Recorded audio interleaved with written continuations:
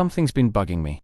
Not in a loosey sleep over it kind of way, but in a slow dash, creeping dash, itch dash, in dash, the dash back, dash, of dash, your dash brain kind of way. You start watching a new Star Wars show thinking it's going to be its own thing. New characters, fresh direction, cool space wizard nonsense, and then bam. Suddenly we're talking about cloning again. Secret bases again. And wait, is that another sequel setup, dressed in better writing and a prettier filter? It's like you're on a date with someone who swears they're not like their ex. But every now and then they say the exact same phrases, order the same drink, and bring up the same awkward backstory that ruined the relationship in the first place. These shows swear they're new, but somehow they're all orbiting around the same black hole called Rise of Skywalker, and no one wants to say it out loud. Don't get me wrong, I love seeing Thrawn back. I love hearing Hyang rattle off Jedi lore like a sassy encyclopedia. I love watching Grogu flip like a toddler on Red Bull, but every time the story starts gaining momentum, it slams into a wall, labeled sequel setup required. And suddenly the galaxy doesn't feel so big anymore. It feels pre-approved by the Lucasfilm PR team. It's like the writers are playing chess with themselves, trying to sneak in pieces that were already kicked off the board years ago. And we're just supposed to clap, because it's packaged better now. They think if they sprinkle enough Imperial officers and Force-sensitive clones into side plots, we'll forget about Palpatine's mystery resurrection and just go with it. Like we're all goldfish with lightsabers. But here's the thing. We're not asking for perfect Star Wars. We're just asking for honest Star Wars. Stories that move forward without being haunted by the ghost of sequel logic. Because the more they try to clean up the mess, the more obvious it becomes that the mess was never meant to be cleaned in the first place. In this video, we're going full throttle into why the Disney Plus Star Wars shows keep circling the drain of sequel trilogy cleanup duty, how these series use high-quality distractions to fix low-quality decisions, and why the fans who noticed aren't being petty.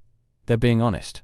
Buckle up, because this ride starts with nostalgia and ends with a canon-sized identity crisis. You ever get that strange feeling where something new feels way too invested in fixing something old? Like you're watching a fresh Star Wars show, and suddenly there's talk of cloning, hidden bases, and mysterious figures in robes who sound suspiciously like failed sequel leftovers. That's not fan paranoia. That's narrative rehab in real time.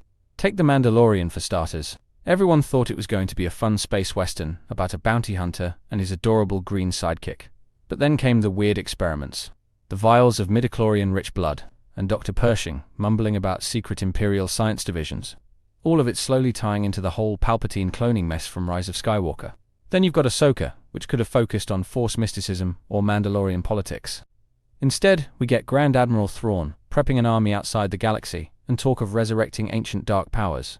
Sound familiar? It should. It's sequel trilogy foreshadowing with extra Even the Bad Batch is in on the cleanup crew. What started as a clone-centric spin-off is now deep in the weeds of genetic engineering and secret Kaminoan experiments. Omega's importance is still unclear, but you can practically hear the writers yelling. Trust us, this will all matter when Snoke shows up. The more you watch, the clearer it gets. These shows aren't just expanding the lore. They're taping over the burn marks left behind by a trilogy that forgot to explain itself. It's actually wild how much screen time these Disney Plus shows burn trying to explain things the sequels couldn't be bothered to clarify. Instead of giving us new arcs, they spend half their runtime trying to reverse engineer why Palpatine somehow returned. That's not storytelling.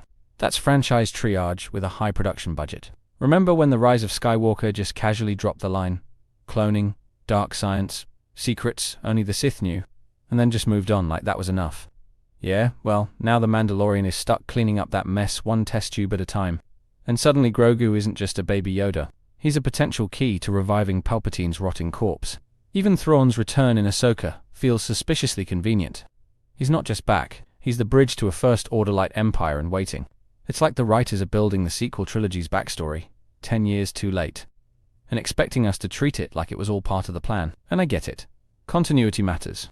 But when every sideshow starts bending over backwards to justify why Exegol has 1,000 Star Destroyers with Death Star cannons, maybe we need to admit the sequels broke more than just canon. They broke the very trust that holds Star Wars together. What really stings is what we lost in the process. Instead of getting bold new directions or untouched timelines, we're trapped in this awkward game of retcon limbo. The shows are so focused on propping up the sequel trilogy that they forget they had a galaxy full of untold stories at their fingertips. Imagine if The Mandalorian just stayed a gritty bounty hunter tale without having to wedge in secret labs and Force experiments. Or if The Bad Batch had explored post-war clone trauma instead of veering into proto-Snoke science labs. These characters had potential, but they keep getting dragged into narrative cleanup duty. Even Ahsoka's journey has been hijacked. Her story should have been about surviving the fall of the Jedi, about legacy and what comes after. But now she's a tour guide for galaxy-saving missions that conveniently align with sequelcrisisevents.com. And it hurts because these shows start so strong. They introduce compelling characters, rich settings, then slowly twist themselves into knots, trying to line up with movies most fans have emotionally disowned. It's like watching a beautiful painting get edited with red Sharpie so it matches the mess on the fridge. What's been sacrificed isn't just time or canon, it's creativity, it's potential. It's the chance to move Star Wars forward instead of chaining it to the mistakes of the past. Now, let's be real. These shows are still some of the best-looking content Star Wars has ever produced. The cinematography is gorgeous, the practical effects are immaculate, and the sheer scale of the production would make George Lucas do a double take. They're working overtime to make the galaxy feel lived in again. The Mandalorian's first season looked like it was shot with a $200 million camera hidden in a sandbox. Andor somehow made bureaucracy look like a Shakespearean tragedy. And Ahsoka gave us visually stunning lightsaber duels under alien skies that actually felt cinematic again. Even the character work is impressive. Din Djarin's reluctant hero arc, Grogu's silent emotion, Baylan Skoll's eerie gravitas. These aren't just TV characters, they're fully realized players in a galaxy that finally feels massive again. And that's no small feat in a franchise that once shrank everything down to Tatooine and tears. The production teams clearly care. The actors clearly believe in what they're doing.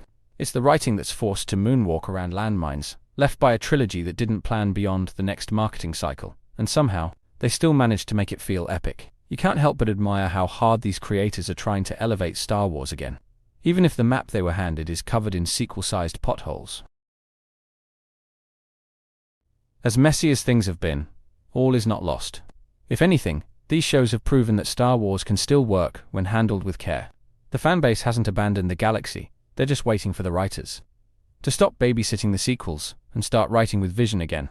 Look at Andor, it didn't try to fix anything. It didn't reference Sith resurrection or secret fleets. It just told a grounded human story about rebellion and consequence, and it worked. Because it trusted the audience to care without dangling Easter eggs in front of their faces. Even moments in The Mandalorian when it leaned into new ideas, like the Children of the Watch or Mandalorian. Politics those hit because they weren't retrofitting anything. They were adding, expanding, exploring. That's what the galaxy needs more of. Not homework assignments to justify The audience is still here, hungry for real stories. Willing to forgive the past if the future feels honest. And these shows, for all their sequel damage control, still carry flickers of that old Star Wars magic.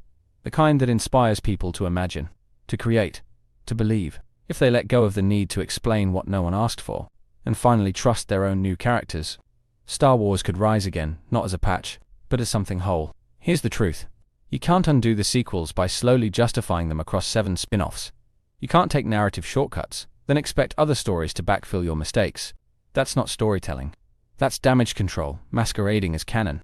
Disney Plus Star Wars isn't failing because the ideas are bad.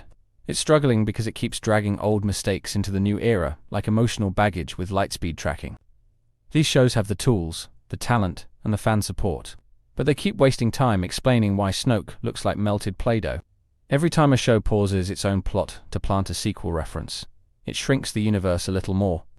Instead of building forward, it keeps reaching backward. Hoping we'll forget how much of this is just narrative cleanup duty. But fans remember, they always do. The real tragedy here isn't just what's been lost, it's what could have been. The sequel trilogy didn't need fixing, it needed replacing. And instead of doing that, Disney gave us band-aids shaped like blasters, and hoped we wouldn't notice the scars underneath. Maybe one day, the shows will stop patching holes and start flying free again. But until then, we'll keep watching with one eye on the story, and the other on the sequel trapdoor, waiting to open beneath it. Thank you for watching the whole video. I make videos because of my love for Star Wars and Marvel. I've been asked countless times how I get my subtitles, and I generate them automatically with a tool I built. That same tool can be used here on my website. It's completely free and doesn't require signing up. My website contains the subtitle generator that is perfect for any video. Blogging post, where you can sign up with your email and receive notifications for when I post, and also my 3 channels. Critical Analysis Hub focuses on Star Wars and Marvel movies. Critical Analysis Hub Plus looks at Star Wars and Marvel shows. And Critical Analysis Hub XP centers on video games, like The Last of Us series, Jedi Survivor, and GTA 5. Thank you for being a fan.